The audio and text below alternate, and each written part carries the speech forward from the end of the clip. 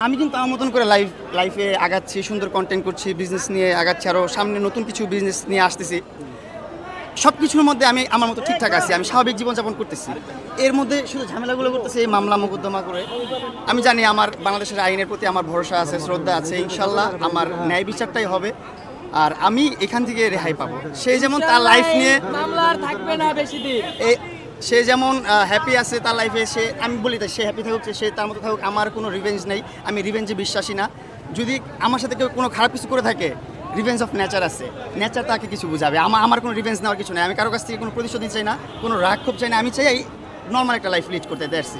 আজকে ছিল হুমকি, আমি নাকি হুমকি দিয়েছি। ইভেন আমি কিন্তু তাকে সিঙ্গেল টেক্সটও করি না, আমি নাকি তাকে হুমকি দিছি। জানি না আইন আমি সম্মান জানাই, আইন অবশ্যই ভালো কিছু করবে। আইন সন্তুষ্ট হয়ে আমাকে আজকে জামিন দিয়েছেন। আপনি কিছু বলেন।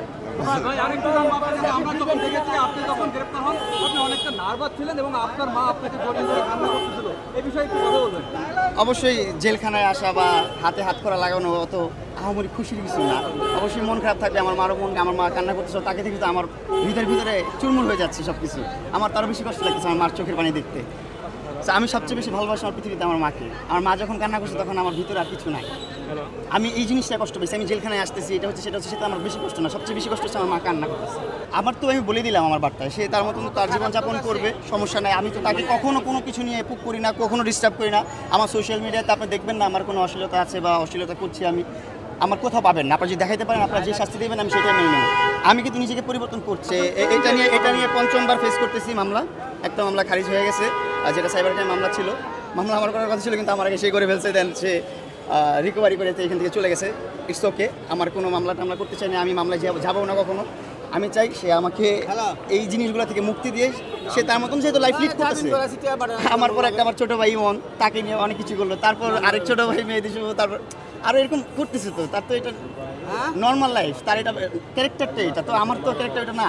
আমি তো এরকম যাচ্ছি না, এরকম কিছু করতেছি না। সো আমি আমার মতন নর্মাল লাইফটা লিড করতে চাই, সাধারণ জীবনযাপন করতে চাই, ভালোভাবে বসবাস করতে চাই। আপনারা তো দেখতেছেন যে আসলে এই যে আব্দুল আল মামুন ওরফে প্রিন্স মামুন, হ্যাঁ, তারকে একের পর এক, ঠিক আছে, মিথ্যা এবং হয়রানিমূলক মামলা, হ্যাঁ, এই যে আজকের যে বাদী লাইলা, উনি একের পর এক মামলা করে যাচ্ছে। আজকের যে মামলাটাই ওকে নিয়ে আসছে, এটা ক্যান্টনমেন্ট থানার একটা মামলা।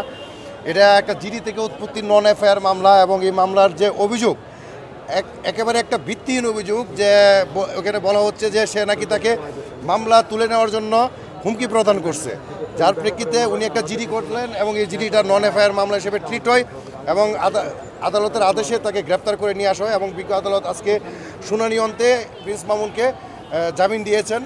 তো আমরা আদালতের প্রতি সন্তুষ্ট। হ্যাঁ, আপনারা দোয়া করবেন। ও আসলে একটা স্বাভাবিক জীবনে আসতে চাচ্ছে, কিন্তু ওর বিরুদ্ধে যে একের পর এক মিথ্যা এবং হয়রানিমূলক মামলাগুলো করতেছে, ঠিক আছে, সেই ব্যাপারে আপনারাও সজাগ থাকবেন। আমরা আদালতের প্রতি শ্রদ্ধাশীল, আশা করি মামুন সবগুলো মামলা থেকে ইনশাল্লাহ খালাস পাবে, কারণ মিথ্যা কখনোই টিকে না, সত্যের জয় হবে ইনশাল্লাহ।